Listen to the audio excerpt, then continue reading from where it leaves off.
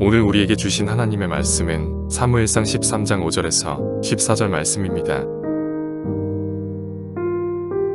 블레셋 사람들이 이스라엘과 싸우려고 모였는데 병거가 3만이요 마병이 6천명이요 백성은 해변의 모래같이 많더라. 그들이 올라와 베다웬 동쪽 믹마스에 진침해 이스라엘 사람들이 위급함을 보고 절박하여 불거수 풀과 바위 틈과 은밀한 곳과 웅덩이에 숨으며 어떤 히브리 사람들은 요단을 건너 갓과 길앗 땅으로 가되 사울은 아직 길가에 있고 그를 따른 모든 백성은 떨더라.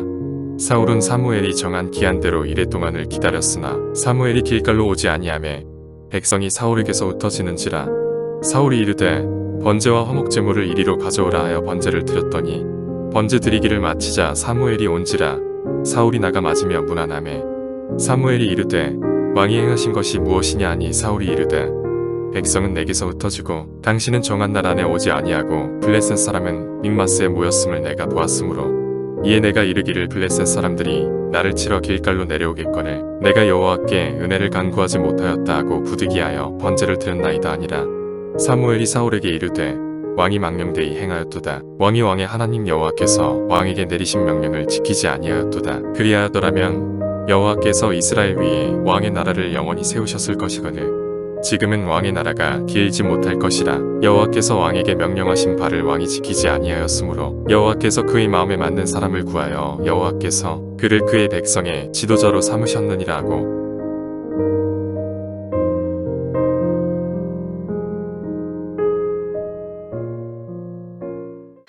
여러분, 오늘 우리가 함께 읽은 이 본문 말씀이 한 번 읽었는데도 내용이 결코 어렵지 않으시죠? 예. 내용은 그렇게 어려운 내용은 아닌 것 같습니다. 이스라엘이 블레셋과 대치를 하고 있는데, 근데 이 상황이 이스라엘에게 너무 불리하고 지금 전세가 꼭 패배할 것 같은 이스라엘로 보자면 이제 아주 위급한 이제 이런 상황입니다. 아주 위급하고 절박한 이스라엘의 상황. 그래서 빨리 이스라엘이 전쟁에 나가서 어떻게 하든지 무슨 좀 수를 써야 되는 상황인데 군사들이 흩어지고 이제 도망을 가고 있는 이런 시간에 전쟁을 하러 나가야 되는데 사무엘이라고 하는 선지자가 와서 제사를 드려야 된단 말이죠.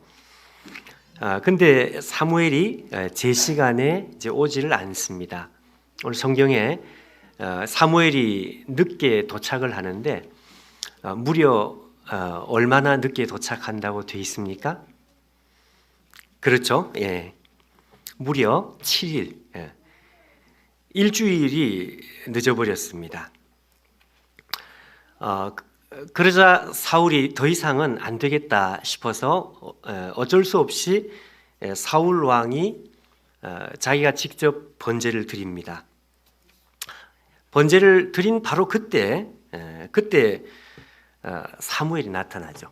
성경에는 원래 원어에는 있지만 우리 한글 성경에는 이제 표현이 안 돼 있는데 그때 사무엘이 나타났다는 표현이 이제 원래 성경에는 보라 이런 말이 있습니다. 깜짝 놀라는 상황.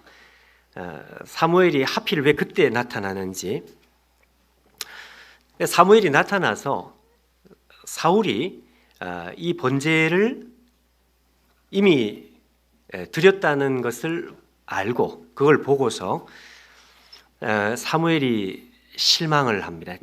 보통 실망이 아니고 엄청나게 실망을 하죠. 그리고 나서는 놀랍게도 책망을 하는 정도가 아니고요. 야단을 친다든지 무슨 책망을 하는 이 정도로 끝나지 않고 오늘 뭐라고 되어 있는가 하면 왕의 나라가 길지 못할 것이다 이렇게 말합니다. 그러니까 이거는 일종의 폐위 선언이거든요. 멸망 선언이죠. 멸망 선언. 그렇게 사울이 아니라 사무엘이 그렇게 선포를 해버립니다. 자, 오늘 우리가 읽은 이 내용입니다. 내용이 무슨 내용인지는 알겠는데 이게 뭔가 좀 이해가 잘 안 되는 그런 상황입니다. 왜 그런가 하니까 여러분, 사울이 먼저 제사를 드렸습니다. 그렇죠? 선지자 사무엘이 나타나서 책망을 하는 것은 이해가 되는데, 야단을 치는 것은 이해가 되는데, 멸망을 선언하고 있단 말이죠. 멸망을 선언하는 것은 이거는 말하자면 형벌 중에서도 마지막 형벌입니다. 그러니까 최고의 형벌, 멸망 선언 내지는 폐위 선언을 해버립니다.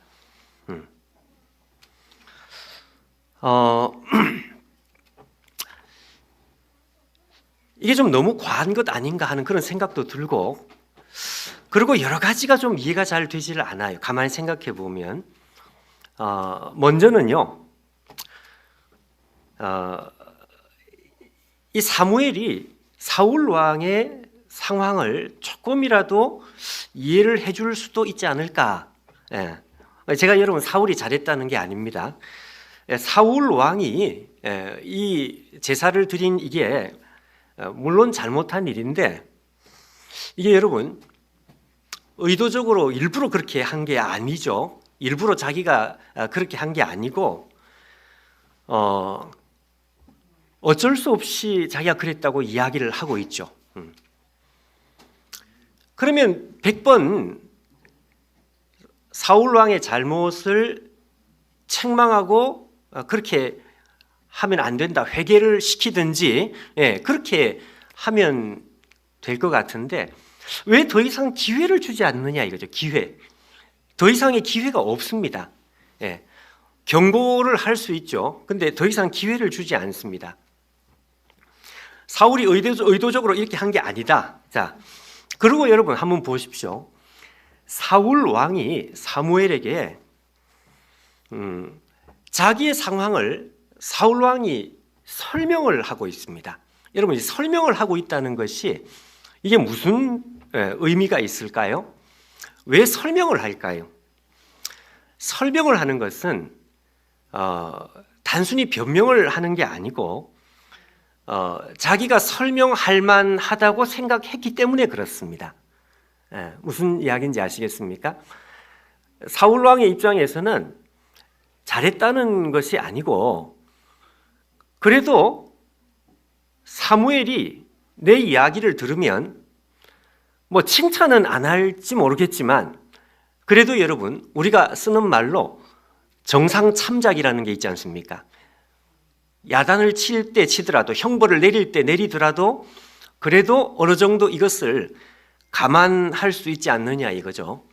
그래서 정상 참작을 할 수 있을 것이다, 이걸 사울이 예상을 했기 때문에 설명을 하는 것입니다. 설명을. 근데 느닷없이 더 이상 기회를 주지 않고 폐위 선언을 해버리는 거예요. 자, 여러분 조금만 더 생각을 해보십시다.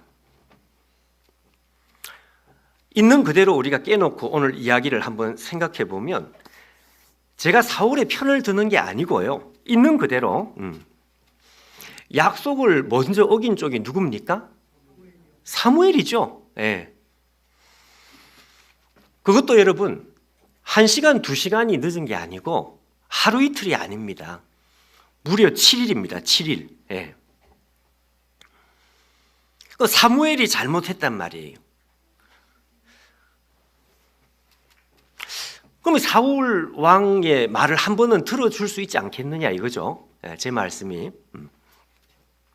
그리고 또 사무엘이 무려 7일을 약속을 어기고 7일이 늦게 나타났으면서도 오늘 성경에 아무리 눈을 닦고 찾아봐도 미안하다는 말 한마디가 없어요.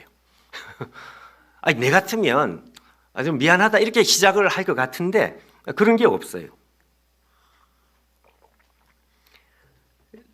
저도 결혼한 지 지금 20 몇 년이 됐나 모르겠어요. 30년은 아직 안 됐는데 1996년에 제가 결혼했습니다. 근데 저희 집사람하고 연애할 때 여러분 연애할 때 뭐 약속 시간 정해서 어디서 만나서 교제하고 뭐 이런 그 있죠. 근데 제가 약속 시간에 늦은 적이 얼마나인지 기억은 안 나는데 제 집사람이 늦게 온 적은 많이 있었어요. 제가 다 기억이 나요. 근데 제가 늦게 가면은 제가 항상 미안하다 그래요. 예. 근데 저희 집사람이 늦게 나오면은요 미안하다는 말 안 해요. 예. 근데 미안하다는 말을 안 하는 것까지는 괜찮아요. 근데 제가 여러분 그래도 남자가 한 10분, 20분 뭐 이렇게 기다릴 수 있고 30분도 기다릴 수 있는데 사람이 한 30분 이래 넘어가면은요 지금 아이 좀 이렇게 마음이 좀 이렇게 불편하고 열이 나기 시작하고 이제 그리 되는 거예요. 근데 여러분 한 30분 이상 늦게 나왔어요. 나는 제 시간에 나왔는데 한 30분 이상 늦게 나왔단 말이죠. 근데 저쪽에서 늦게 나오면서 미안하다는 말을 안 하는 것까지도 괜찮아요. 그렇다고 여러분 제가 뭐 이렇게 화를 낼 수 있겠습니까? 그냥 뭐 기분은 안 좋지만 뭐 그래도 이렇게 그냥 넘어가려고 이제 애를 쓰는데 여러분 제가 이 내색을 안 할 수 없는 그러니까 이게 얼굴 표정에 이게 나타난단 말이죠. 얼굴 표정에 기분 나쁜 게 이렇게 나타나. 이게 나도 숨기고 싶은데 이게 잘 안 되는 거 있죠. 노력은 하고 있는데 근데도 이게 이제 안 되는 거예요. 그럼 집사람이 늦게 나타나서 미안하다는 말도 안 하면서 저를 이렇게 많이 쳐다봐 이렇게 쳐다보고 그러고 나서 하는 말이 남자가 내가 좀 늦게 나왔기로서니 그걸 못 참고 그래 얼굴에 그래 화를 내면 어떡하냐 이러면서 저쪽이 되려 화를 내는 거예요. 저쪽이. 제가 지금 몇 년 전인지 뭐 30년이 다 됐는데 지금 말을 한 또 화가 나요. 지금 지금 또 열이 나잖아요. 지금. 여러분 사무엘이 지금 꼭 그런 느낌인 것이죠. 예? 사무엘이 늦게 왔습니다. 그것도 한두 시간이 아니고 세상에 7일입니다. 7일. 근데 미안하다는 말 한마디도 없이 사울을 향해서 그냥 바로 폐위 선언을 해버려요. 이게 도대체 이게 뭐냐 이게 뭐냐. 예. 자 여러분 오늘 여기에 대한 성경의 대답을 우리가 찾아야 합니다. 왜 오늘 사건은 왜 이렇게 돼야 되는 것일까? 회개해도 될 것 같은데 그리고 기회를 줄 수도 있을 것 같은데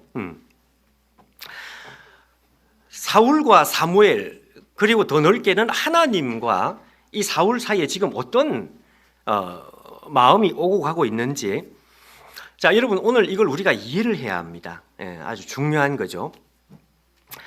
자 여러분 왜 사무엘이 갑자기 나타나서 멸방 선언을 해버리는 이유가 뭐냐? 왜 갑자기 폐위 선언을 해버리느냐? 이걸 이해를 하려면은요 우리가 한번 조금 생각을 좀 해봐야 합니다. 어떤 생각? 일종의 여러분 가상의 시나리오입니다. 가상의 시나리오라는 말이 무슨 말인지 아시죠? 그러니까 이런 거죠. 성경에는 그렇게 나와 있지 않지만 이해를 돕기 위해서 만약에 사울 왕이 제사를 드리지 않고 사울 왕이 여기서는 제사를 먼저 드렸잖아요. 그러니까 사울 왕이 먼저 제사를 안 드리고 만약에 사울 왕이 끝까지 정말 기다렸다면 물론 사무엘이 7일 후에 나타나긴 나타났지만 여러분 만약에 사무엘이 안 나타나서 진짜 7일 아니라 뭐 열흘 아니라 안 나타나서 그냥 더 늦게 안 나타났고 사울 왕이 내가 죽으면 죽으리라 그러고 끝까지 그냥 기다렸다면 만약에 왜 제가 이렇게 여러분에게 질문을 할 수밖에 없는가 하니까요. 이렇게 질문을 해야 오늘 이 내용이 이해가 되기 시작하기 때문에 그렇습니다. 그러니까 여러분 제가 하는 말을 한번 잘 생각을 한번 해보십시오. 그러니까 사울 왕이 끝까지 기다렸다면 만약 어떤 일이 벌어졌을까? 그거 상상하기는 그렇게 어렵지 않습니다. 정말 기적이 나타나서 하나님의 역사가 나타나서 사울 왕이 뭐 갑자기 무슨 승리를 할 가능성도 있겠지만, 그러나 여러분 우리가 상식적으로 볼 때 지금 이 상황 같으면은 어떻게 됐을까요? 그냥 인간적으로 금방 판단을 해볼 때 사울 왕이 패배했겠죠. 왜냐하면 지금 위급한 상황이고 지금 빨리 싸움에 안 나가면 우리가 질 것 같으니까 사울이 이게 두려워가지고 자기가 제사를 드리고 빨리 나가려고 했단 말이죠. 이해가 되죠? 무슨 말씀인지. 근데 사울 왕이 그래 좋았어. 내가 지면 질 것이다. 죽으면 죽으리로다 라고 하고 끝까지 기다렸다면 아마도 사울 왕이 직사게 고생을 하고 패배를 해서 아마 큰 손상을 입었을 가능성이 많겠죠. 그렇겠죠, 여러분? 예. 자, 그렇게 해서 사울 왕이 여러분 만약에 그렇게 해서 패배를 하고 직사게 고생을 했다면 그 다음에 중요한 질문. 사울 왕이 패배를 했다면은요, 이 패배의 책임은 누구의 책임일까요? 사울 왕이 죽으면 죽으리라 하고 끝까지 기다려서 패배를 했단 말이에요. 예를 들어서. 그러면 이 패배에 대한 책임은 누구의 책임이냐 이거예요. 맞습니다, 여러분. 사무엘이라기보다는 사무엘은 하나님의 종이니까 그렇죠. 책임은 하나님에게 있는 것입니다. 하나님께서 제때 선지자를 안 보냈으니까. 이 책임은 사울 왕에게 책임이 있는 게 아니고 졌다면 하나님에게 있는 거죠. 여러분 만약 그랬다면 그렇게 해서 사울 왕이 졌다면 자, 여러분 이 사울 왕은 분명히 인간적으로는 사람들에게 패배자라고 지탄을 받았을지 모르겠습니다. 그렇지만 여러분 사울 왕이 그렇게 패배를 했다면 하나님께서는 사울 왕을 패배자라고 했을까요? 아니면 승리자라고 했을까요? 그 대답해 보십시오. 그렇습니다. 그 희한하죠, 여러분. 그러니까 내용은 아주 간단해요. 사울 왕이 끝까지 기다렸다가 패배를 했다면 사울 왕은 사람들 앞에는 얼굴을 제대로 못 들고 사람들 앞에서는 부끄러움을 당할지 몰라요. 그렇겠죠? 사람들이 전부 사울 왕을 향해서 비난을 할 테니까.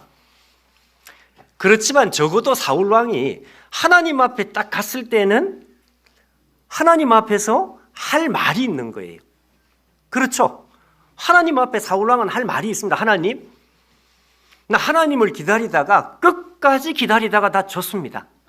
나 중간에 그냥 박차고 나가서 싸웠더라면 분명히 내가 이겼을 것인데, 그런데 나 하나님을 끝까지 기다렸다가 하나님 나 졌습니다.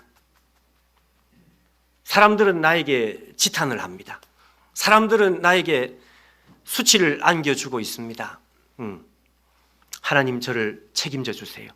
이 패배의 책임은 저에게 있는 것이 아니고 하나님께서 그렇게 하셨기 때문에 나 그렇게 되는 것입니다. 이건 여러분 사울 왕이 하나님 앞에 큰 소리를 치는 것이죠. 사울 왕이 끝까지 기다렸다가 패배를 했더라면 사울 왕은 세상 앞에서는 할 말이 없을지 몰라도 적어도 하나님 앞에서는 사울 왕이 할 말이 있었다 그 말이에요. 여러분 하나님께서 사울 왕에게 기대했던 성공이라는 것은 이게 성공이었습니다. 여러분 제 말을 오해해서는 안 됩니다. 하나님 백성들은 무조건 져야 된다, 패배해야 된다 그런 뜻이 아니죠. 제가 하는 말은 그런 뜻이 아니죠. 만약에 어쩔 수 없이 사울 왕이 이기면 좋지만 어쩔 수 없이 하나님께서 제 시간에 안 나타나서 하나님께서 안 주셔서 사울 왕이 어쩔 수 없이 패배할 수밖에 없었다고 한다면 그것은 하나님 보실 때에 실패가 아니다 이거죠. 그건 하나님 보실 때에 그게 승리였습니다. 승리. 자, 그러니 여러분 만약에 사울 왕이 끝까지 기다렸다가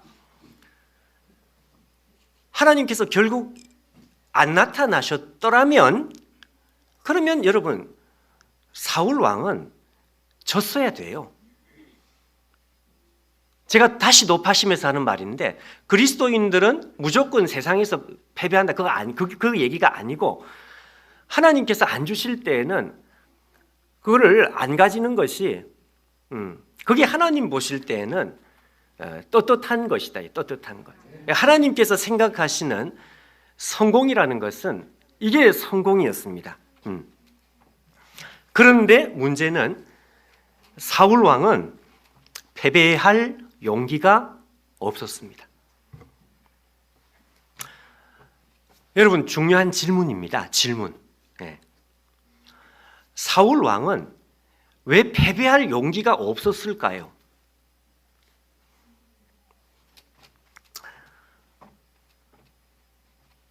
그 이유는요, 하나님과 사울 왕 사이에 성공에 대한 기준이라는 말이 중요한데 성공의 기준이 달랐기 때문에 그렇습니다.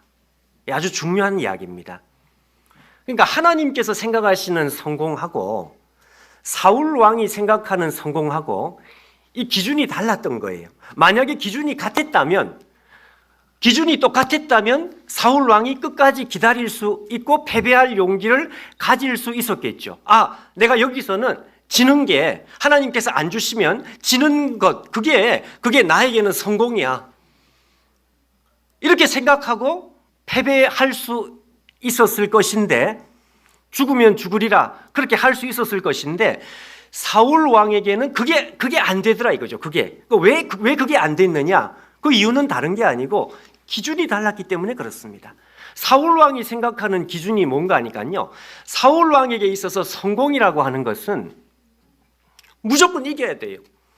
시험은 무조건 통과를 해야 되고 아파트는 무조건 당첨이 돼야 되고 사울 왕이 생각하는 성공이라는 것은 이유 여하를 막론하고 무조건 가지는 것, 무조건 이기는 것, 무조건 합격하는 것 이게 사울 왕이 가지고 있는 성공의 기준이었습니다.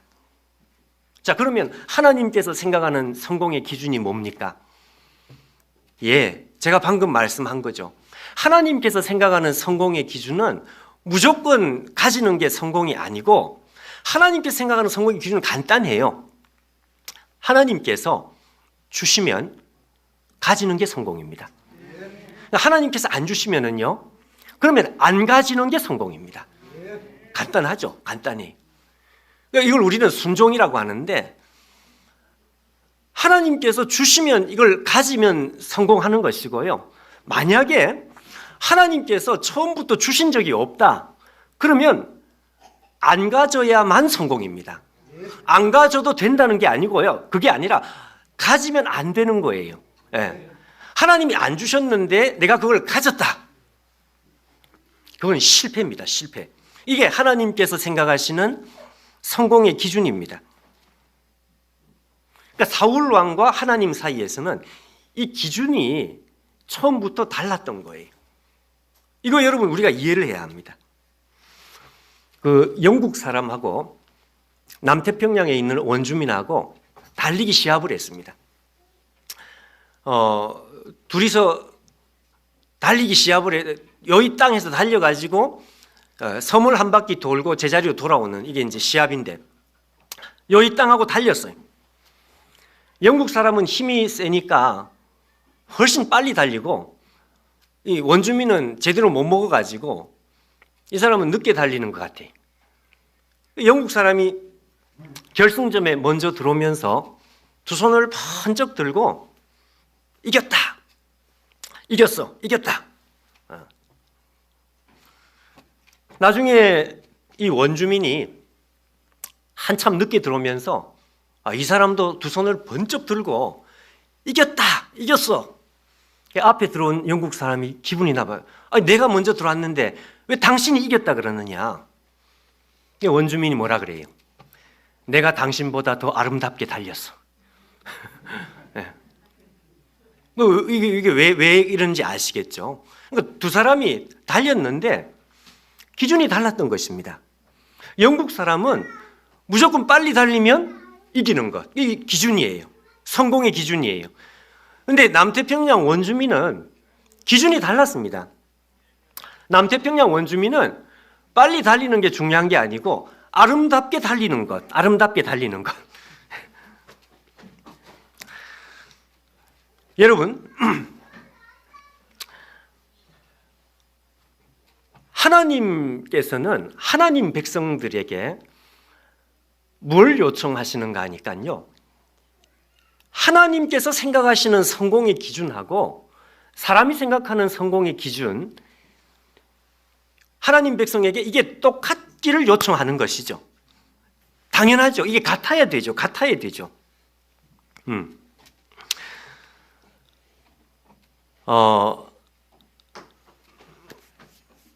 여러분 앞에 미가서 1장 7절을 한번 봐주시겠습니까? 미가서 1장 7절. 자, 이렇게 되어 있습니다.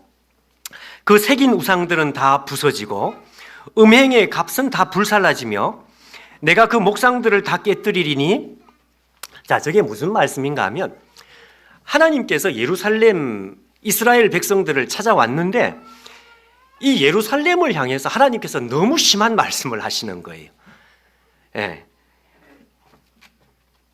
예루살렘 사람들이 짓는 집, 예루살렘에서 꾸며놓은 그 아름다운 것들, 그걸 가리켜서 하나님께서 뭐라고 말씀하는가 하면 음행의 값이라는 말을 합니다. 음행의 값. 그 다음에 나중에는 기생의 값으로 모았은 즉 그것이 기생의 값으로 돌아가리라 이렇게 되어 있습니다. 확인하셨죠? 예. 여러분 여기서 기생의 값이라는 말은 그 담고 있는 뜻이 너무 민망하니까 저걸 좀 점잖하게 번역을 했지만 사실 저 담고 있는 뜻은 창기의 화대라는 뜻이죠. 그러니까 음행으로 벌어들인 돈, 하나님께서 예루살렘을 보면서 너무 심한 말을 하는 거예요. 근데 사실은 이게 심한 말이 아니다 이거죠. 이게 창기의 화대라는 저게 무슨 말씀인가 하니까 아주 간단합니다. 하나님께서는 예루살렘 백성들에게 준 적이 없다는 거죠. 나는 저걸 준 적이 없어. 하나님께서 준 적이 없는데 예루살렘에서 누리고 있는 것은 도대체 뭐냐 이거죠. 내가 준 게 아닌데. 무슨 이야기인지 아시겠죠? 여러분, 남편이 결혼할 때 아내에게 결혼 반지를 하나를 끼워줬습니다. 그러면 이 결혼 반지 하나를 끼고 있는 것이 성공이죠. 어느 날 남편이 봤는데 아이 세상에 결혼 반지가 10개가 됐어요. 남편이 보다가 와 당신 성공했다. 정신병자. 네. 남편이 하나를 주면 하나를 가지는 것이 성공이고요. 하나가 아니라 10개가 더 좋은 것이니까 10개를 가지는 게 그게 성공이 아니죠. 그게 창기의 화대다 이거죠. 그게 민망하다 이거지. 그러니까 하나님께서 주시면 그거는 가져야 되는 것이고요. 하나님께서 안 주시면 절대로 가지면 안 돼요. 이걸 안 가지는 것이 성공입니다. 여러분 이게 사실은 안 가지는 것이 이게 더 어려워요. 하나님께서 주시는 것을 우리가 믿음으로 취하는 것도 이거 어려운 믿음의 싸움이지만 하나님께서 주셨으면 우리가 가지자 딱 이게 성공이지만 하나님께서 안 주셨는데 나 절대로 안 가지겠어요. 이거 여러분 더 어렵습니다. 이거 우리가 살면서 하나님께서 나에게 이게 주신 것이 맞다. 그걸 우리가 가지는 것 그거 믿음이고요. 근데 하나님이 안 주셨는데 그걸 가지려고 그렇게 하면 하나님께서 나중에 볼 때 너는 실패한 인생. 이게 하나님의 성공의 기준이다 이거죠. 기준. 예루살렘과 하나님 사이에 성공의 기준이 달랐습니다. 사울이 마찬가지예요. 사울하고 하나님 사이에는 무언가 기준이 달랐습니다. 기준이. 아주 중요한 것이죠. 자, 여러분 질문 하나 더 해야 돼요. 왜 기준이 왜 다르냐 이거죠. 기준이 다른 이유가 도대체 뭘까요? 왜 사울의 기준하고 하나님의 기준은 왜 달랐을까요? 아주 중요한 질문입니다. 사울은 왜 패배하지 못했느냐? 패배할 용기가 왜 없었느냐? 아까 말씀한 대로 기준이 달랐으니까. 그럼 왜 기준은 달랐느냐? 그 이유는 간단합니다, 여러분. 하나님과 사울 사이에 성공의 기준이 이게 달랐던 이유는 다른 게 아니고 목적이 달랐기 때문에 그렇습니다. 목적. 여러분, 목적이 다르면은요, 두 사람 사이에 목적이 다르면 반드시 기준은 달라지게 되어 있습니다. 제가 예를 하나 들어보겠습니다. 무슨 말인지 금방 이해가 되도록. 오래전에 나온 그 영화 중에 천국의 아이들이라는 영화가 있습니다. 아마 이 가운데 아시는 분들이, 이 천국의 아이들이라는 영화는 미국에서 만든 영화가 아니고 서구에서 만든 영화도 아니에요. 이란에서 만든 영화인데 정말 돈 얼마 안 들이고 전 세계에 센세이션한, 오래전에 나온 영화예요. 영화의 내용은 대단히 간단합니다. 아마 이란을 배경으로 하는 것 같은데, 시골 동네에 아주 어린 애, 엄마 아빠가 있는지 없는지 모르겠는데 하여튼 어린 애가 오빠가 있고 그 여동생이 있는 거예요. 그러니까 얘 둘이서 같이 사는데 너무 가난해요. 먹고 사는 것이 너무 가난해. 그래서 학교를 가는데 이 오빠하고 이 여동생이 신발이 없는 거죠. 신발이. 그래서 이게 창피하니까 아침에 오빠가 신발을 신고 학교를 갔다 오면 오후에 동생이 신발을 바꿔가지고 동생이 이제 신발을 신고 학교로 갔다 옵니다. 이게 무슨 말인지 여러분 모르시겠죠? 제가 어릴 때만 해도 저보다 연배가 있으신 분들은 기억이 나실 것입니다. 그 당시는 초등학교가 아니고 국민학교. 저도 국민학교를 다녔습니다. 국민학교는, 그 당시에 국민학교는 한 반에 70명, 많을 때는 80명. 그것도 오전반, 오후반. 그렇게 학생이 많았던 거죠. 그러니까 오전에 이거 다 수용이 안 되니까 오전에 뭐 60명, 70명 가고 오후에 또 가고. 이 학교 건물이 적고 학생이 너무 많으니까요. 오전반, 오후반이 있는, 우리나라도 그랬습니다. 근데 이 천국의 아이들에 나오는 이 아이들도 마찬가지였습니다. 오전에 오빠가 신발을 신고 가서 학교를 갔다 오면 그 신발을 신고 여동생이 이제 학교를 가는 거예요. 근데 하루는 학교를 가는데 학교에 큰 플랜카드가 하나 붙어 있는데 학교 대항 달리기 시합을 하는 거예요. 달리기 시합을. 근데 이 달리기 시합에서 상품이 이렇게 적혀 있는데 1등, 2등, 3등 상품이 운동화예요. 운동화. 3등 상품이 1등이 아니고요. 3등 상품이 운동화였어요. 이 오빠 그걸 딱 보고서요, 그 순간에 전율을 내가 반드시 저 운동화를 내가 타야 되겠다. 그래가지고 저 운동화를 타서 새 운동화를 내가 동생한테 줘야 되겠다. 이게 이제 이 오빠의 꿈이었습니다. 그래서 이 남자애가 학교 가서 집에 돌아올 때 늘 뛰어다니는 거예요. 학교에서 늘 달리기 연습을 하는 거죠. 학교 대표로 이제 나가는데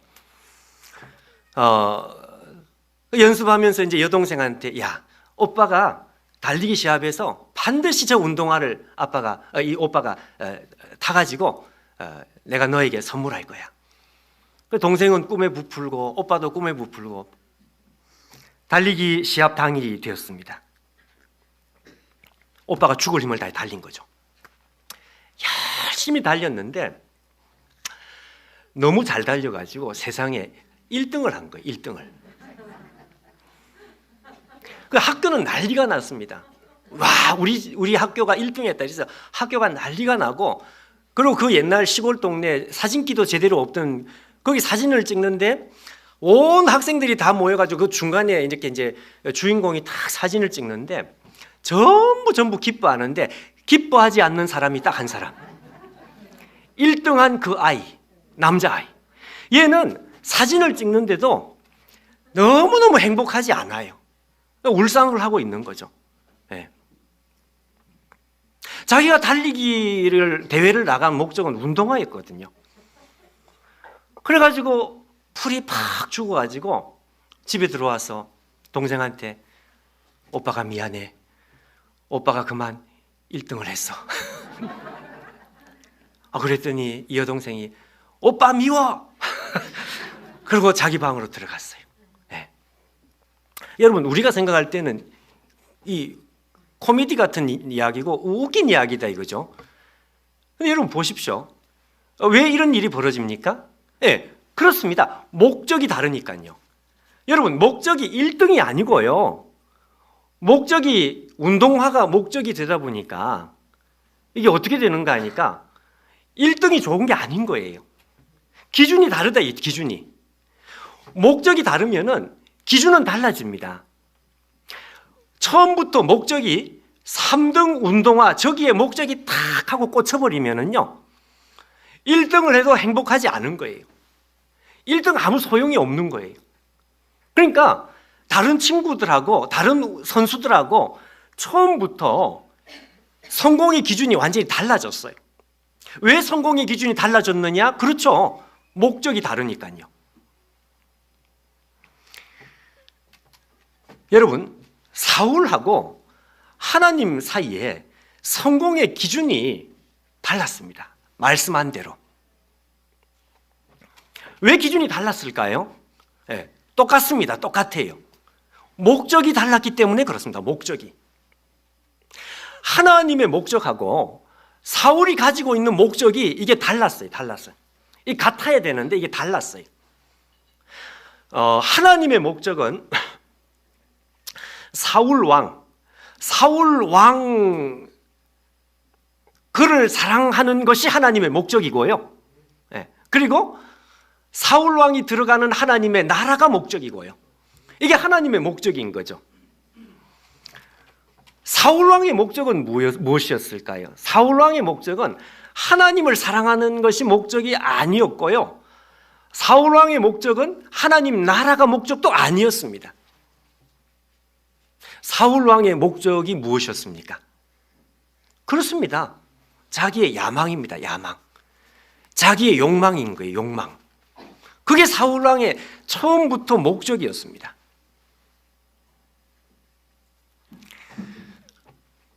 결국 사울 왕이 죽어도 패배할 수 없었던 이유가 뭔가 하니까 하나님과 사울 왕 사이에 목적이 달랐기 때문에 그렇습니다. 목적이 달랐어요. 여러분 앞에 성경 구절 아모스 3장 3절 말씀을 한번 봐주십시오. 아주 짧은 성경 아모스 3장 3절. 자, 우리 같이 한번 읽어볼까요? 자, 시작. 두 사람이 뜻이 같지 않은데 어찌 동행하겠으며. 여러분 이 짧은 말씀이 아주 의미심장한 말입니다. 이 아모스 성경 말씀을 하나님께서 이 말씀을 주실 때가 언젠가 하면요 이스라엘이 남쪽하고 북쪽으로 나뉘어질 때, 그러니까 사울 왕이 태어날 때 난 시간보다 한참 후에 북쪽 이스라엘이 하나님 앞에 멸망을 했습니다. 아시나요? 북쪽 이스라엘이 멸망하고 남쪽이 멸망을 했거든요.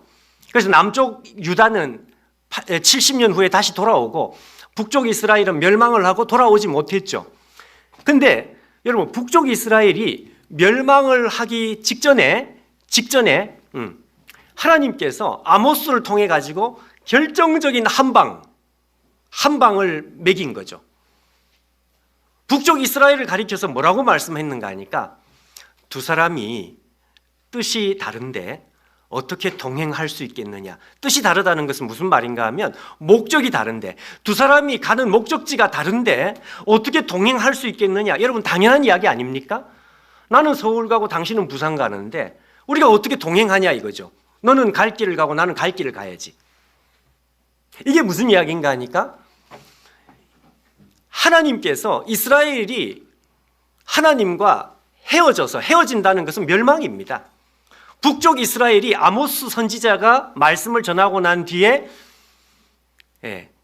수직 낙하, 한순간에 북쪽 이스라엘이 멸망을 해버려요.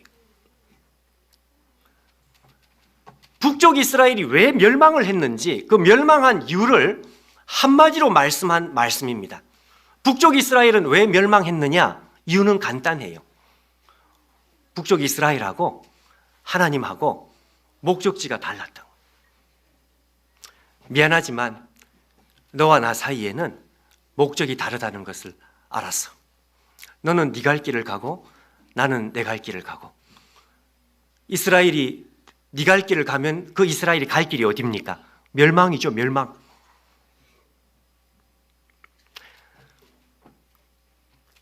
여러분, 눈치가 빠르신 분들은 사울 왕에게 하나님께서 느닷없이 멸망 선언을 하신 이유가 무엇인지 이제는 이해가 되는 거예요. 이해가 되시죠? 사울 왕과 하나님 사이에 목적이 달랐습니다. 여러분, 하나님께서 왜 늦게 나타났을까요? 사무엘은 왜 늦게 나타났을까요? 사무엘이 늦게 나타난 이유가 있습니다. 그것은요, 하나님께서 사무엘을 통해 가지고 이 사울 왕에게 질문을 하고 계셨습니다. 질문. 무슨 질문? 사울아, 네 인생의 목적이 도대체 뭐냐? 하나님께서는 경상도 말로 하마 이런 말이 있습니다.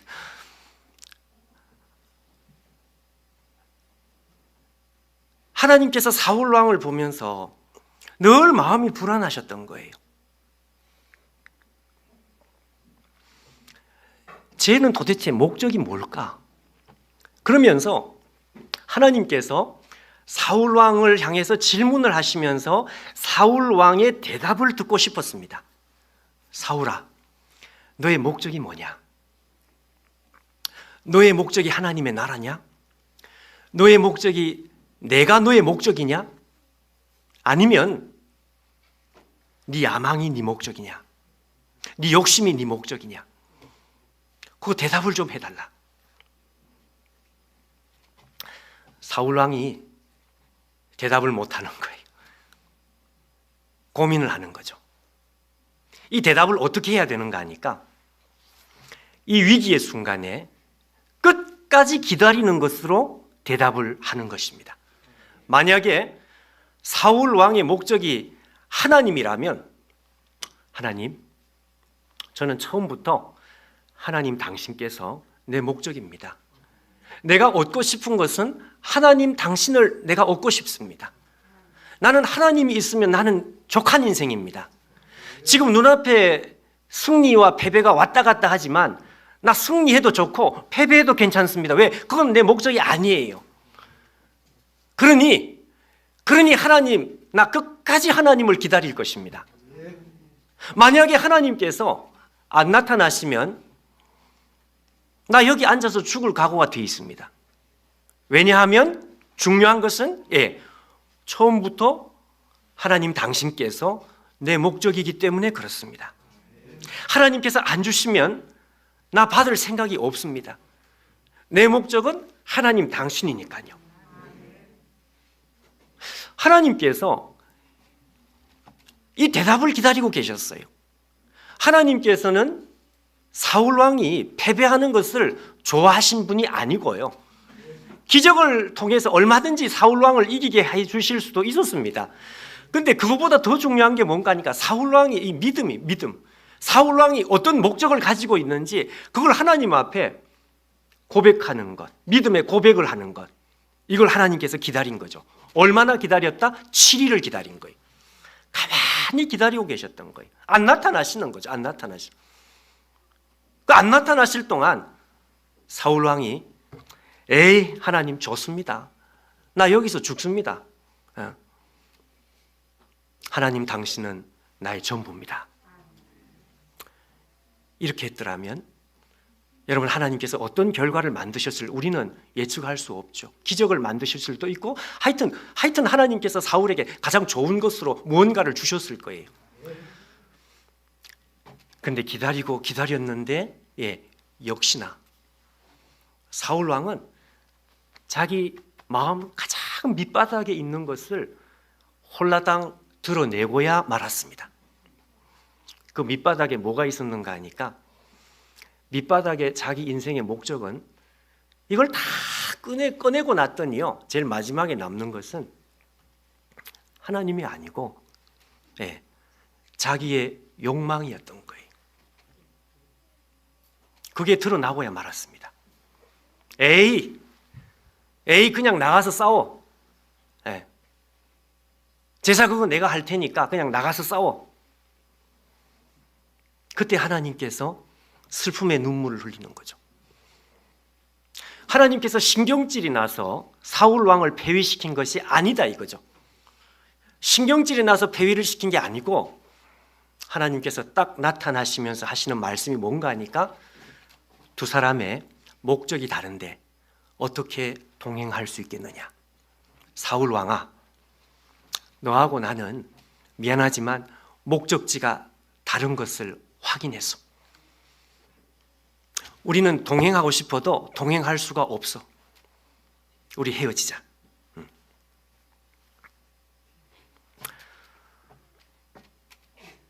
여러분, 하나님께서 우리 인생에 끊임없이 하시는 질문이 한 가지가 있습니다.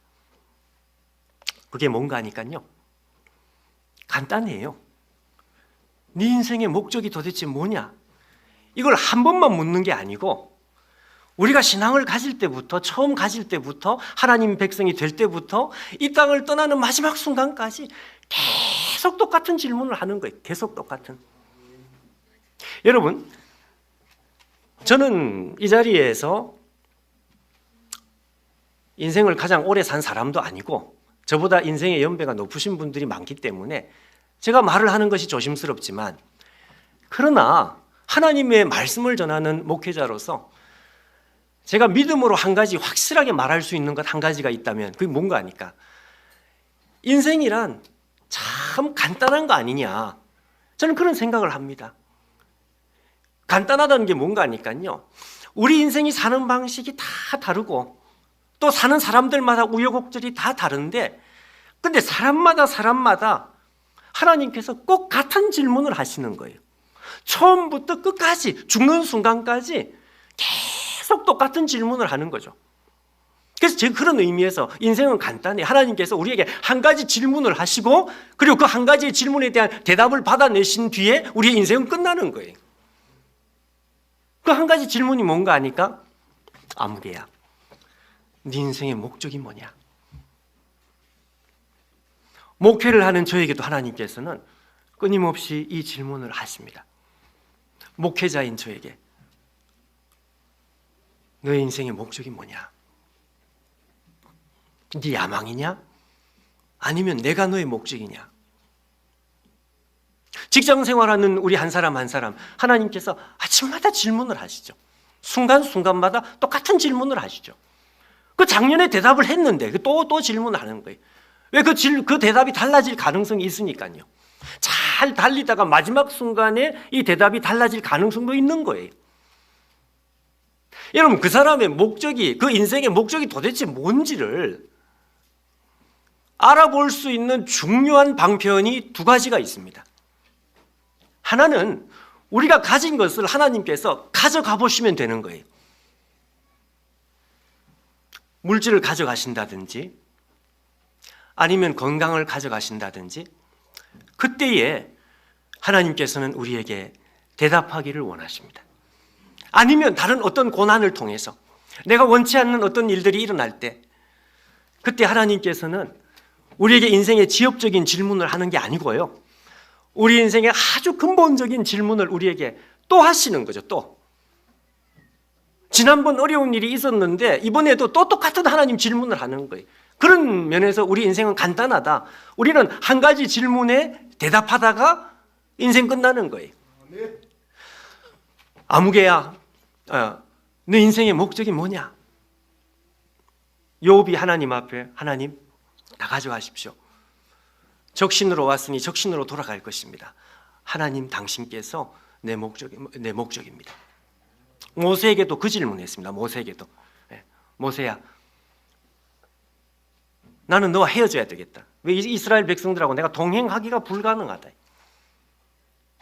그때 모세가 대답을 똑같이 합니다. 하나님, 나는 하나님과 헤어질 수가 없습니다. 왜? 나는 처음부터 하나님께서 내 목적이었습니다. 나는 가나안에 들어갈 생각이 없습니다.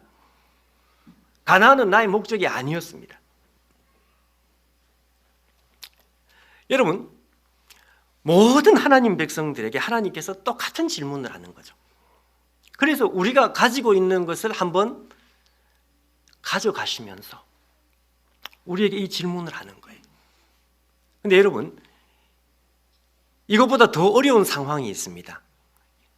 이 하나님의 질문에 대한 대답을 하기가 더 어려운 상황이 있습니다. 무슨 이야기인가 하면요, 내가 가지고 있는 것을 하나님께서 가져가시고 난 뒤에 우리가 상실감도 있고 마음의 고통도 있고 이러기 때문에 한순간 흔들리지만, 그러나 마음은 아프지만 내 인생을 가만히 돌아보니까 그래, 그래도 정말 알몸으로 와서 누가 뭐 옷 한 벌은 건졌다 그랬는데 하여튼 알몸으로 와서 내가 하나님 나라를 받았으니까 하나님, 나 인생 성공한 거 맞습니다. 그러니까 내 목적은 하나님 당신이 맞습니다. 여러분, 우리가 고난 가운데 이렇게 대답을 하는 거 쉬운 대답은 아니죠. 그런데 이것보다 더 어려운 상황이 있다 이거죠. 그게 뭔가 하니까 하나님께서 우리의 것을 가져가는 게 아니고요, 없는 것을 주는 것입니다. 가난한 사람이 갑자기 부유해지는 거예요. 네. 집이 없던 사람이 갑자기 집이 생기는 거예요. 그러니까 우리가 없는 상황에서 하나님께서 좋은 것을 안겨줘 보시면, 그러면 우리의 목적이 뭔지 이게 나타나는 거예요. 여러분, 이 없던 사람이 갑자기 막 이렇게 하나님께서 주시는 아파트도 생기고 하여튼 뭐도 생기고 좋은 일이 막 생길 때, 그때 하나님께서 우리에게 질문을 하십니다. 너의 목적이 뭐냐? 너는 도대체 왜 기쁜 것이냐?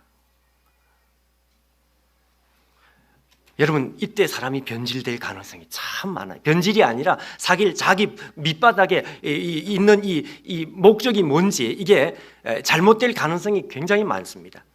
제가 지금 방금 말씀했던 아모스도 바로 그 케이스입니다. 여러분, 아모스가 하나님 말씀을 전할 때는 이스라엘 역사 가운데 최고로 부유할 때죠. 제일 잘 나갈 때, 국력이 가장 강할 때, 국방력이 가장 셀 때, 경제력이 가장 풍성할 때, 하나님께서 왜 때 아닌 부강함을 주셨을까요? 이 질문을 하기 위해서, 이 질문. 이스라엘 백성들에게 이 똑같은 질문을 하기 위해서 없던 것을 한번 줘본 것입니다. 안겨주신 거예요. 안겨주시면서 하나님께서 질문을 하셨어요. 이스라엘 백성들아, 너희들의 목적이 뭐냐? 그랬더니 이스라엘 백성들은 하나님 앞에 눈뜨고 볼 수 없이 그냥 욕망으로 달려가는 거예요. 자기 욕망으로.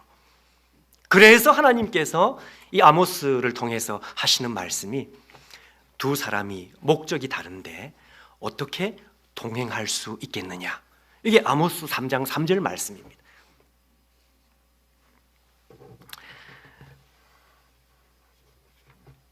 여러분, 오늘 우리가 신년, 아직도 신년이죠. 신년 초죠. 예. 이 신년 초에 우리가 함께하는 이 사경의 시간에 여러분, 하나님께서는 오늘도 똑같은 질문을 우리 가운데 하십니다. 아무개야, 네 인생의 가장 소중한 목적이 도대체 뭐냐? 이때 여러분, 하나님 작년에 대답했지만 올해도 저의 대답은 동일할 뿐만 아니라 더 확실합니다. 이전보다 하나님 당신을 더 사랑합니다. 이전에도 하나님은 나의 목적이었지만 시간이 가면 갈수록 하나님, 내 목적은 더 분명합니다. 자, 여러분, 우리가 그렇게 대답할 수 있다면 하나님께서 너무너무 기뻐하시겠죠.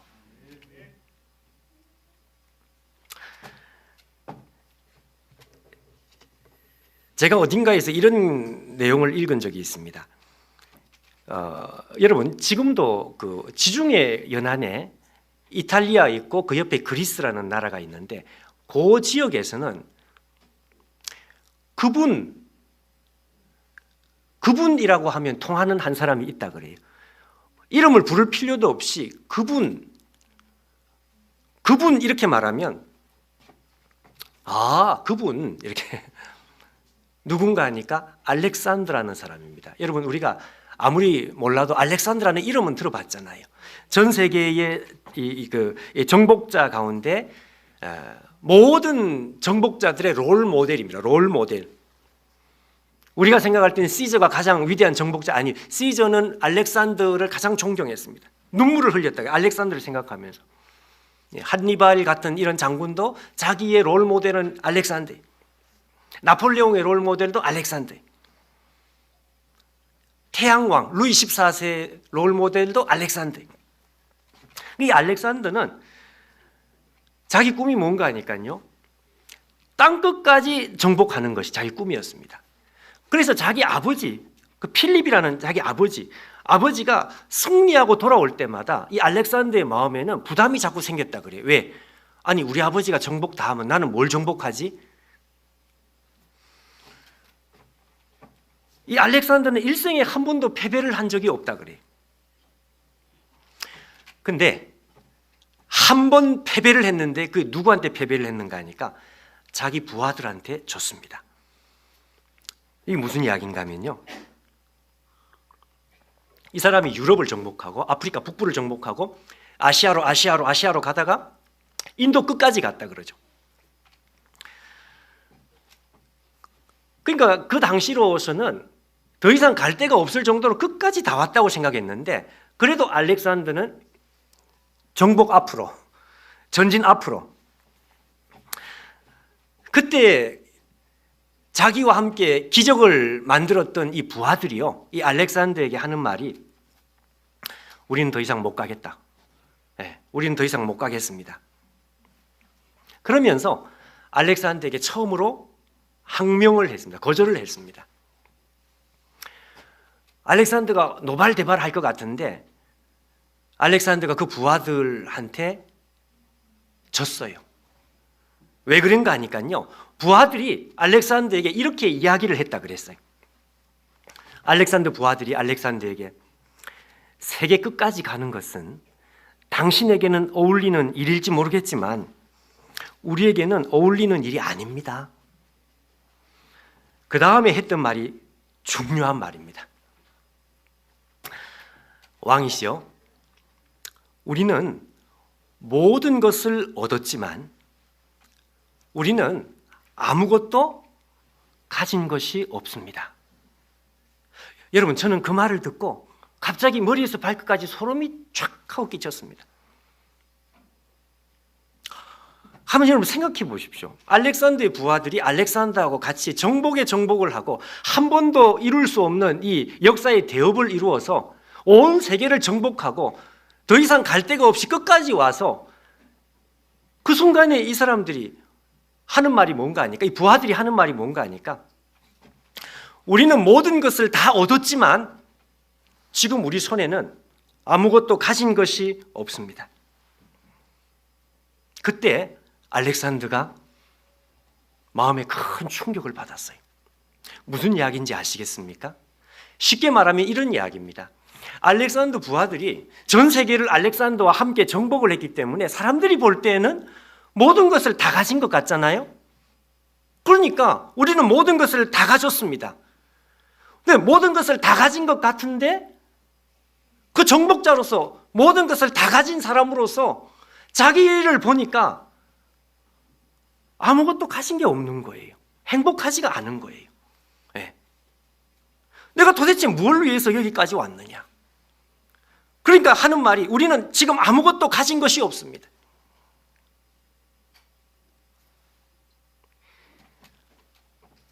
여러분, 우리가 인생을 살면서 똑같은 말을 하고 싶을 때가 참 분명히 있습니다.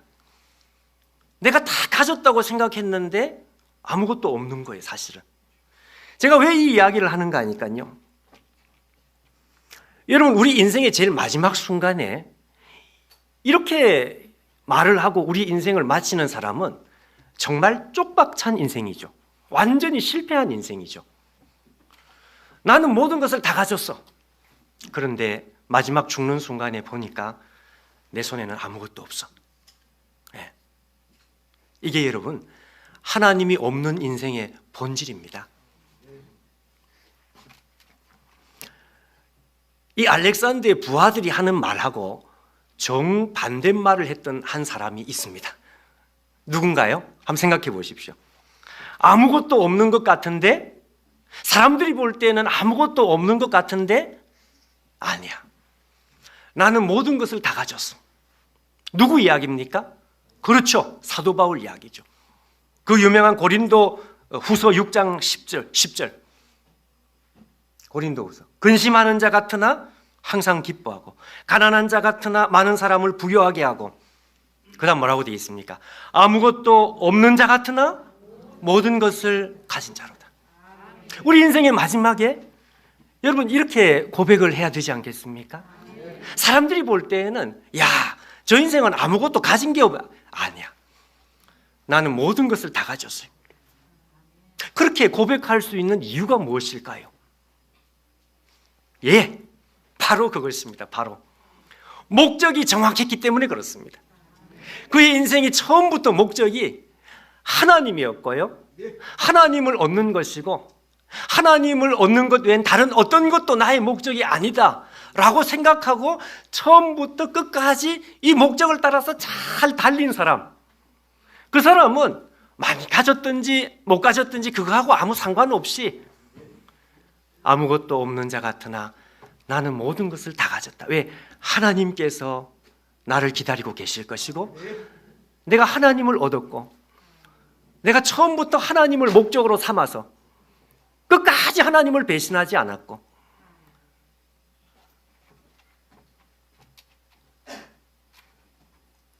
여러분 이런 인생을 살아야 되겠죠. 그래서 하나님께서는 우리에게 질문을 하시는 것입니다. 저는 지나온 시간들 개인적으로는 저의 신앙 그리고 목회 돌아보니까 야, 정말 너무 빨리 담임 목회를 한 지도 벌써 지금 19년째입니다. 19년째죠. 19년째. 근데 제 인생을 이렇게 돌아볼 때, 제 인생을 이야기해서 좀 죄송하지만 제 인생에 중요한 게 뭐냐?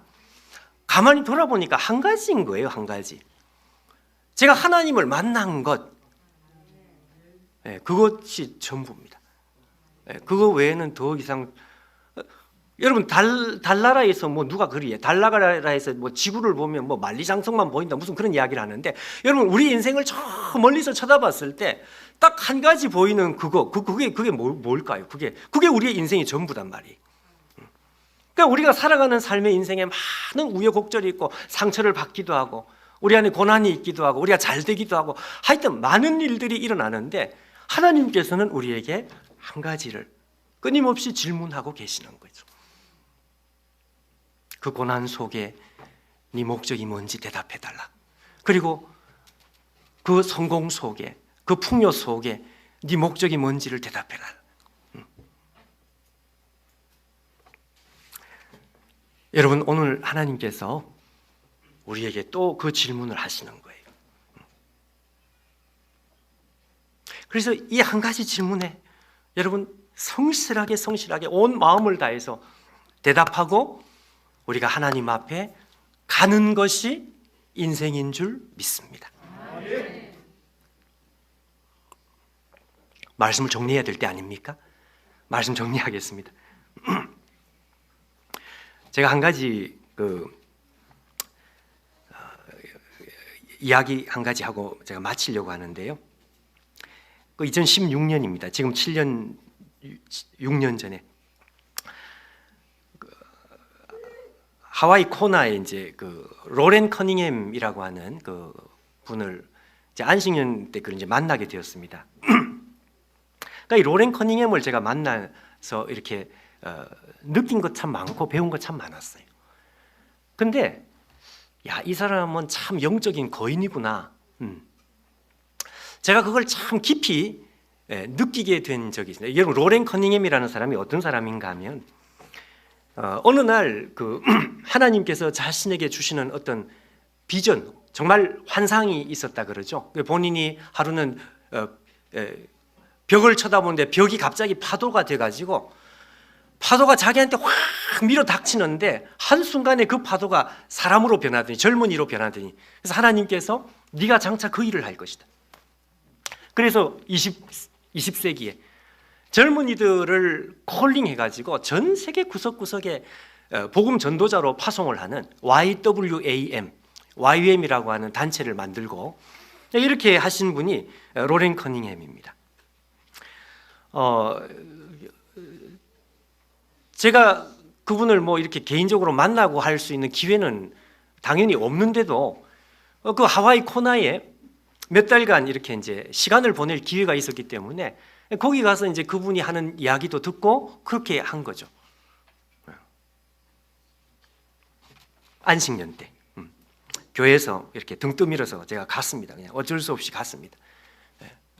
갔는데 하나님께서 아마 그분을 만나고 저보고 좀 정신 차리고 영적으로 좀 이렇게 충전 받으라고 아마 하나님께서 그렇게 하신 것 같아요.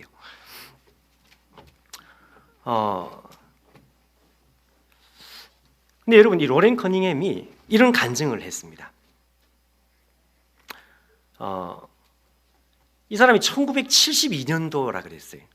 그때가 독일 뮌헨에서 올림픽을 할 때였는데, 이 사람 젊을 때죠. 지금은 아마 80이 훨씬 넘고 90이 됐는지 모르겠는데, 이 뮌헨에서 올림픽을 할 때 이 사람이 전도 운동을 하려고 막 전 세계를 다니면서 젊은이들을 모집하고 그럴 때였어요. 그때 서울에서 홍콩으로 가는 이 비행기 안에서 하나님께서 이 로렌 커닝햄에게 너무너무 확실한 말씀을 주신 거예요.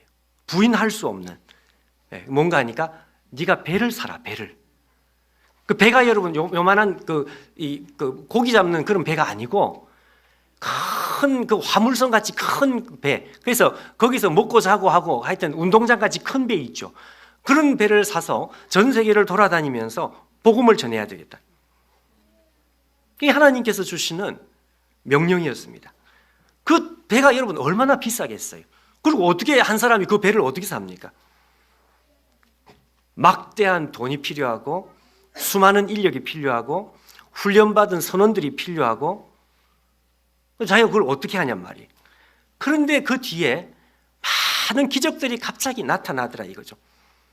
갑자기 영국에서 어떤 사업가가 전화를 하더니 뉴질랜드에서 나온 무슨 마오리라고 하는 선박이 나왔는데 그 선박을 당신이 구입할 수 있도록 내가 계약금을 보내주겠다. 그러면서 엄청난 액수의 계약금이 갑자기 들어오기도 하고 뉴질랜드 신문에 갑자기 이 YM이라는 단체가 천문학적인 금액으로 이 배를 산다 뭐 이런 게 막 신문에 이제 나오면서 이 일이 착착 진행되고 있었다 그래요. 로렌 커닝햄이 하는 말이 자기가 정말 꿈을 꾸는 것처럼 기적적인 일들을 보면서 너무너무 놀란 거죠. 그러고 나서 마지막 잔금을 치르는 잔액을 치르기만 하면 이 모든 일이 이제 끝이 나고 자기가 꿈에 그리던 그 배를 사서 전 세계를 다니며 복음을 전할 수 있는 이 꿈을 이룰 시간이 가까이 온 거예요. 그 2주 전이었습니다. 2주 전에. 인수하기 2주 전에. 그 2주 전에 무슨 일이 있었는가 하니까요.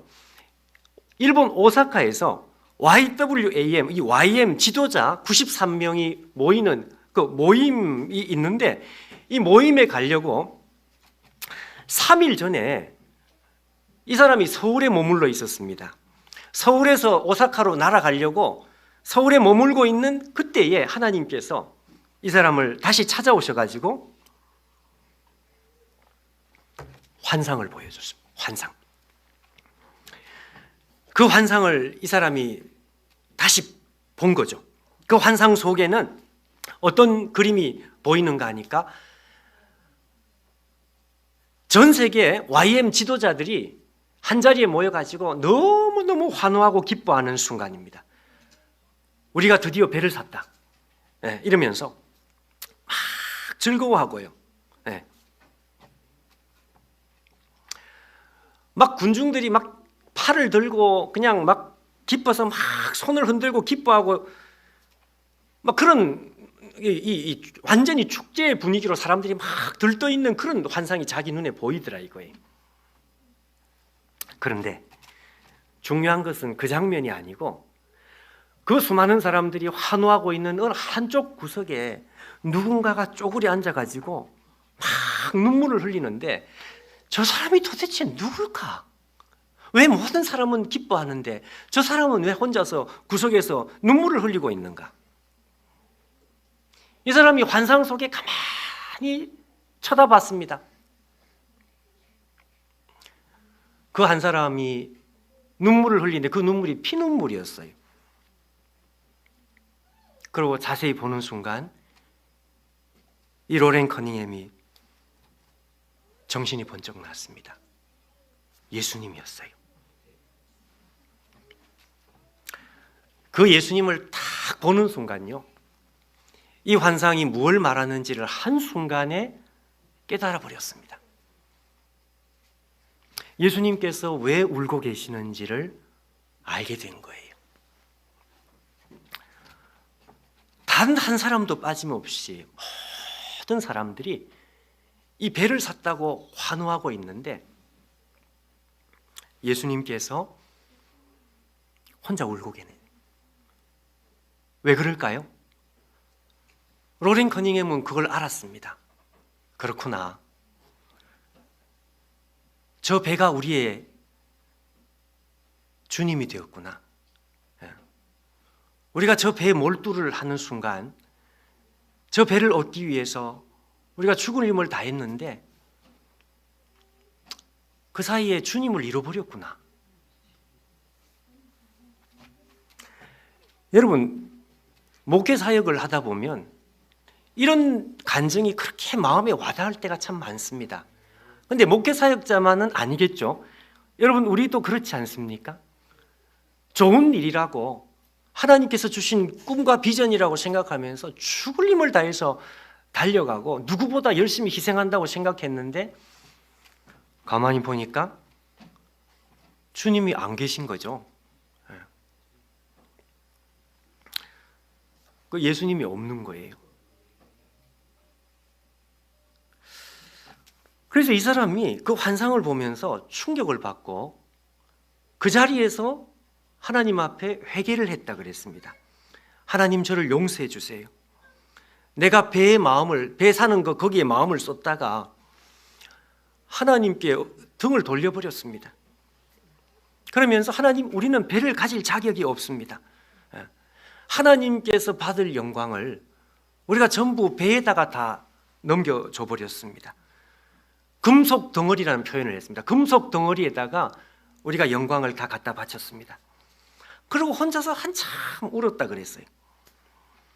그리고 나서 3일 뒤에 오사카에서 93명의 YM 지도자가 모이는 그 자리에서 3일 전에 자기가 봤던 그 환상과 자기가 회개했던 그거를 사람들 앞에서 간증을 했어요. 그런데 저는 이 YM 단체가 참 귀하다는 생각을 한 것이, 여러분, 사람들이 모이는 단체면 의견이 이렇게 분분할 수 있지 않겠습니까? 그런데요, 참 이 성령의 공동체가 다른 거예요. 하나님께서 지금 뭘 기뻐하시는지, 이게 하나님께서 우리에게 주시는 것이 맞다고 생각하니까 사람들의 생각이 자기 생각을 다 내려놓고 이게 하나님의 뜻이 맞는지 거기에 집중을 하다 보니까 하나님께서 93명 마음을 전부 일치를 시켜주신 거죠.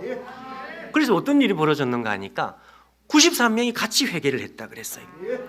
그리고 나서 엄청난 결정을 하는데 그 배를 포기를 해버렸어요. 하나님께서 기뻐하지 않는다.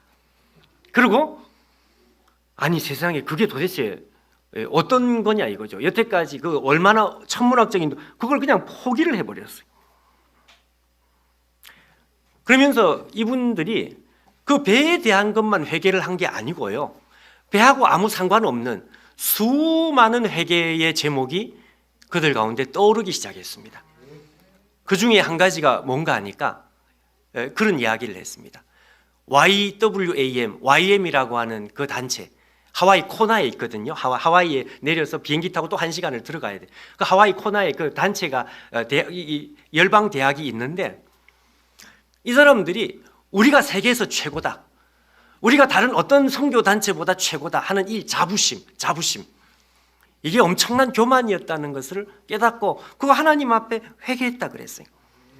얼마나 많이 회개를 했는지 자기의 교만 때문에 자기 속에서 막 메스꺼운 것들이 막 올라오고요. 막 그렇게 그래서 막 그 사무실 회의실에서 막 뒹굴고 이렇게 회개하는 회개 운동이 일어났습니다.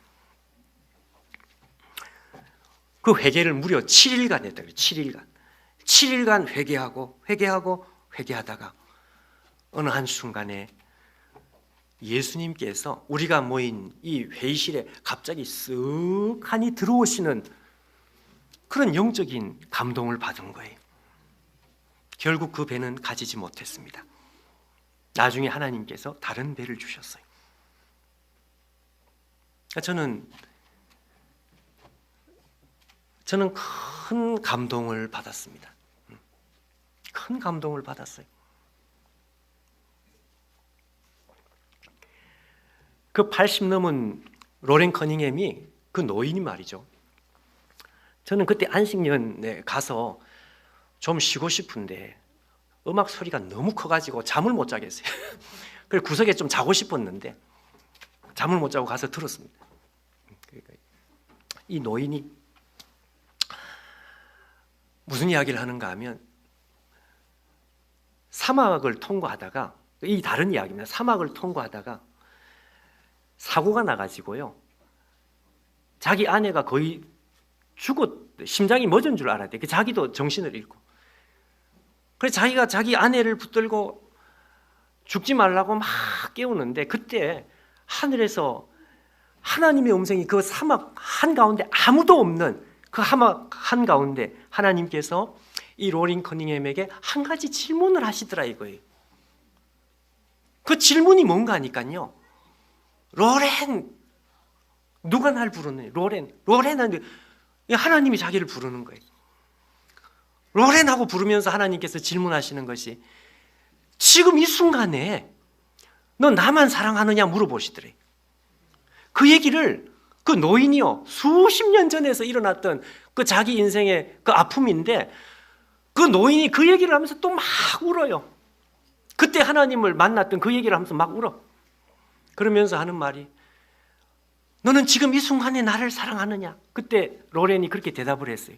이 로렌 커닝햄이, 하나님, 나는 하나님만 사랑합니다. 그랬더니 하나님께서 네 아내는 죽지 않는다. 그리고 갑자기 기적적으로 누군가가 나타나서 병원으로 후송을 해서 죽을 사람이 살아났어요. 그리고 그 간증을 하면서 하나님 앞에 자기가 한평생 그 질문을 끊임없이 받았다. 여러분, 저는 이 성만교회가요, 영적인 공동체인 줄 믿습니다. 그리고 앞으로 더 영적인 공동체가 되기를 바랍니다. 하나님의 마음에, 하나님의 음성, 그리고 하나님의 질문 앞에 예민해지는 거죠. 예민해지는 것. 예민해지지 않으면 어떻게 되는가 하니까, 이게 자꾸 인간적인 공동체가 돼가지고 자기 생각이 자꾸 튀어나가는 거예요. 하나님의 음성이 뭘까? 하나님의 뜻이 뭘까? 네. 여러분, 하나님께서 우리에게 똑같은 질문을 우리 모두에게 계속 하고 싶어 하시는, 성만교회를 향해서도 너희들에게 가장 중요한 게 뭐냐? 너희들의 인생의 첫 번째가 뭐냐?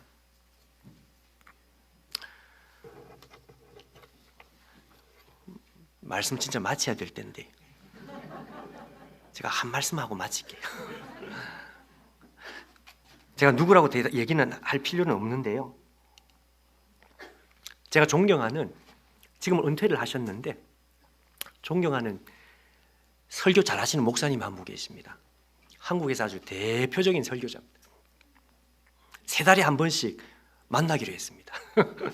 근데 이 목사님을 처음 만난 자리였는데, 이 목사님이 식사를 하면서 대뜸 뭐라고 말씀하시는가 하니까, 그 목사님이 이제 저하고 후배 목사님 몇 분이 같이, 한 서너 분이 같이 이렇게 하는데, 식사를 하다 갑자기 뭐라고 하시는가 하니까, 연세가 이제 70이 훨씬 넘었기, 손자를 보기 전에는 인생을 논하지 말래요. 무슨 말인지 아십니까?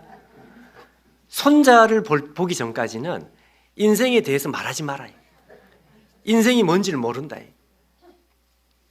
그러면서 자기가 첫 손자가 태어나고 첫 손자가 자랄 때 그 이야기를 하나 해주시는 거죠. 어떤 이야기인가 하면 이 할아버지 목사님하고 첫 손자, 손주입니다. 아들. 그 둘이 있는데 할머니가 이제 같이 셋이 된 거예요. 셋이. 할머니, 할아버지, 손자. 근데 이 할머니는 꼭 뭔가를 이렇게 확인을 하고 싶어 하는 거예요. 그래가지고 이 할머니가요, 이 손자한테 물었습니다. 야, 너 이 세상에서 제일 좋은 사람 1번이 누구야? 1번? 1번? 이걸 꼭 물어봐요. 근데 얘가요, 2번 생각도 안 하고 그 질문이 떨어지자마자 바로 대답했습니다. 할아버지, 이렇게. 그 목사님이 그러시더라고요. 우와, 나 그때 정말 자기가 기절하는지 너무 좋아가지고, 아니 자기가 당신이 그렇게 사랑하는 손자가 자기는 할아버지가 1번이라는 소리를 아시잖아요, 여러분. 여기 할아버지 계신 분들은 그 느낌 아시겠죠? 할아버지 하는 순간 그냥 막 갑자기 그냥 소름이 돋치고 그냥 막 와, 너무 좋더래요. 좋은 표정을 좀 하기는 또 할머니한테 야단 맞을 것 같으니까 이걸 좀 자제를 하면서. 근데 이 할머니가 섭섭했겠죠. 예. 분명히 할머니 이렇게 나올 줄 알았는데 할아버지 이렇게 나오는 거예요.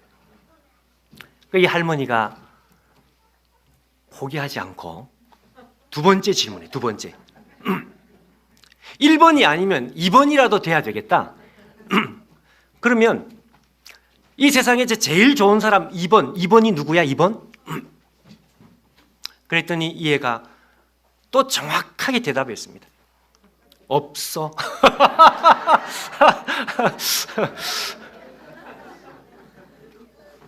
그 순간에 이 할아버지, 나 지금 죽어도 좋아.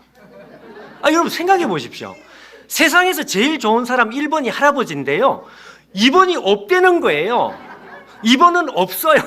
2번은 없고 3번도 없고 할아버지 말고는 아무도 안 좋아한대요. 와, 나는 할아버지가 아직 돼보지 못했는데 정말 저 같아도 기절할 것 같아. 이 할머니가 수세에 몰려가지고 너무 충격을 받으신 것 같아요. 아무래도. 그래도 이 할머니 포기 안 하고 마지막 3번째 질문을 했습니다. 야, 그 2번 이 할머니한테 주면 안 돼? 2번 할머니 주면 안 돼? 그랬더니 얘가 3번째 대답했습니다. 내 마음은 나눌 수가 없어. 와, 자기 마음은 하나밖에 없기 때문에 이 마음을 쪼갤 수가 없다. 이게 쪼갤 수가 없어. 제가 그 이야기를 듣는 순간, 야, 이거 굉장한 이야기다. 그리고 집에 오는데요, 내내 그 생각했어요. 여러분, 왜 그게 굉장한 이야기인지 아시겠습니까? 예, 제가 그 아이의 대답 속에 아니 하나님의 사랑을 이것보다 더 확실하게 설명할 수 있는 설명이 있냐 이거예요. 여러분, 하나님께서 우리에게 하고 싶은 말이 바로 그 말입니다. 그 말. 아들을 십자가에 못 박아서 아들을 내어주심으로, 아들을 내어주신 것은 하나님 당신 자신을 내어주신 것인데 다 주신 거죠. 전부 다 주신 거죠.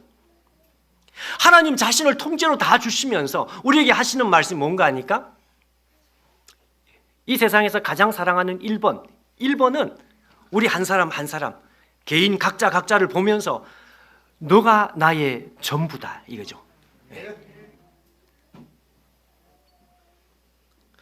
2번은 없어요.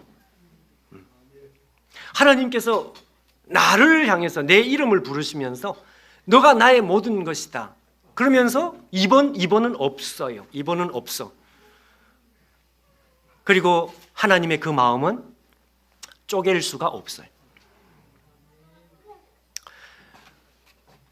제가 왜 여러분 이 이야기를 하면서 마치고 싶은가 하니까요, 여러분, 하나님께서 왜 자꾸 우리에게 목적을 질문하실까요? 네 목적이 도대체 뭐냐? 네 인생의 목적이 도대체 뭐냐? 왜 우리에게 끊임없이 똑같은 질문을 하고 싶어 하시느냐 이거예요. 그것은요, 하나님께서 우리 자신을 하나님의 목적으로 삼으셨기 때문에 그렇습니다. 하나님께서는 우리 외에는 우리를 사랑하는 것, 우리 한 사람 한 사람을 사랑하는 것, 우리 한 사람 한 사람을 위해서 하나님께서 생명을 주시는 것, 그것 외에는 하나님께서 더 중요한 일이 없다 이거예요. 그러니까 우리를 향해서 너가 나의 목적이라고 하나님께서 증명하셨기 때문에 하나님께서 끊임없이 우리에게도 똑같은 질문을 하는 거죠. 너도 나하고 똑같은 고백이 맞느냐? 너도 나만 사랑하느냐? 너도 내가 전부냐? 주 너의 하나님은 하나인 여호와시니 마음을 다하고 성품을 뜻을 다하여, 그것이 너의 고백이 맞느냐? 이 질문을 계속하는 거예요. 계속.